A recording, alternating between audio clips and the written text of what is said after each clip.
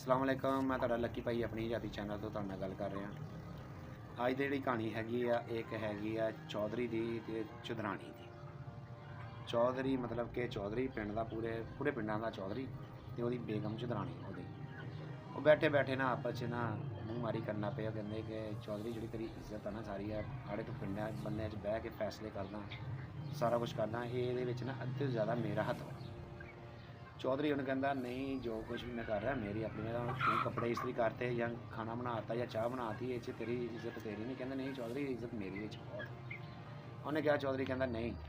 उन्हें कहा चुधराणी ने कहा कि चौधरी का वक्त आया तो तेरे मैं दसूँगी। गल उत्थे उन्होंने ठप्प हो गई, गल खत्म हो गई। चुधराणी ने दिल च गल रख ली। उन्हें कहा चौधरी तेरे को हम बदला लाऊंगा ऐसा तो तू आप याद करूँगा कि कैसा। ठीक है ना। वक्त गुजरिया, टाइम गुजरिया, चौधरी का ना मेहमान आ गए दूसरे ना चौधरी इकट्ठे हो गए 10-12 चौधरी और इकट्ठे हुए सारे तो आए हुए तो चौधरी ने ना चौधरी का काम होंगे उदों आ कड़ा होंगे मोबाइल फोन के कुछ चीज़ा होंगे आवाज़ देनी, आवाज़ दे कहना घरों आ तैयार कर दो, आ तैयार कर दो। चौधरी ने पहले फोन की आवाज़ दी कि खाना चाय तैयार कर दो। चाय आई, चाय चूह पीती, उस तो बाद आवाज़ दी कि मिठे चावल बना दो तो मुर्गा कर दो तो यह कर दो बना दो। चुधराणी कहती ठीक है जी। चुधराणी ने ना मुड़ के ना मिठे चावल बनाने से उदों अजकल कस्टर्ड कुस्टर्ड वाले रिवाज नहीं होंगे तो पुराने वक्तों की गल दसन वा जोड़े साढ़े जमना तो पहले दी जी गल्लां वो तो बंदा ना चौधरी ने उन्हें कहा था कि चुधराणीए चावल चूवल बना दे तो तैयार कर दे। चुधराणी कहती ठीक है। जो चावल उबालते होंगे ना मिठे चावल जो पकाने होंगे उबालते उबालन तो बाद जो उत्ते पानी होंगे ना जिस उबाले होंगे उन्होंने कहते हैं पिछ, पंजाबी में कहते पिछ। तो चुधराणी ने ना आन के ना दरवाजे के कोल कहा चौधरी साहब वो बच्चे जोड़े ना पिछ तो ना लड़न दे कहते मैं खानी है, कहते मैं खानी। चौधरी ने बड़ा गुस्सा आ चढ़िया तो चौधरी ने चुप किया रहा, बंद च बैठा सी हूँ वो तो कुछ बोल ना सकिया तो बंदे सारे हसन पे चौधरी तेरे घर पिछ तो बच्चे लड़ते हैं। अच्छा चौधरी बड़ा शर्मिंदा हो गया, सारे चौधरी मजाक भी करना पे। उन्हीं दिन चुधराणी ने पिछ के बदाम शदाम तो ठोठी तो जो कुछ मसल के पा पू के चीनी चूनी बना के उन्होंने कस्टर्ड टाइप बना दिता, यानी कि आला ही डिश जी किसी ने खाधी नहीं सी उदा की बना के ना उन्हीं दिन यस करके तो रखी हुई। तो चौधरी ने फिर आवाज़ मारी उन्हें कहा चौधरी साहब बच्चे लड़न दे कहते हैं कि सानू ना वंड के दो, कोई वो मुन्ना कहता मैं बहुत ही खानी है और चुन्ना कहता मैं बहुत ही लानी।